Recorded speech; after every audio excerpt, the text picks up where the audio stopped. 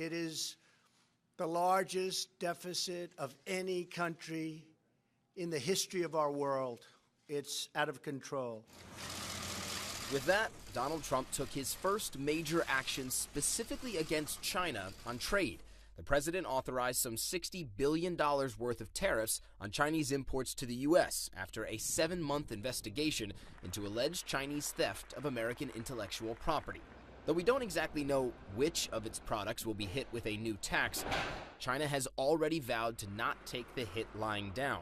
Case in point, Beijing just responded to U.S. tariffs on steel and aluminum products that Trump announced earlier this month by threatening to levy new taxes on American imports here worth $3 billion on everything from fruits and nuts to steel pipes.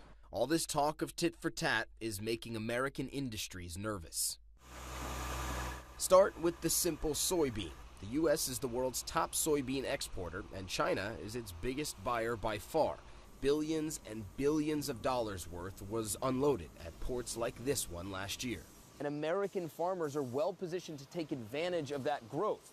The U.S. Soybean Export Council expects U.S. exports of soybeans to keep rising for at least the next 20 years. And it's not just farmers reaping the benefits. Your diner and your doctors and your and other companies. But already, officials and Chinese state media have singled out soybeans as a potential top target in Beijing's retaliation against these U.S. tariffs. They know that if you look at President Trump's election and where those votes came from, a lot of them came from the Midwest in states that are very large in soybean production. Kirk Leeds is visiting China with an agricultural delegation from one such U.S. state, Iowa. The rhetoric as you begin to perhaps pick winners and losers in trade relations and negotiations, that American farmers will, unfortunately, might be the ones that will pay the price for other industries. Restrictions on market access could devastate U.S. industry, and it's not just soy. Other industries and companies could be government targets too. Think Apple or Boeing or Cisco, pawns in a potential trade war with lots of influence back home.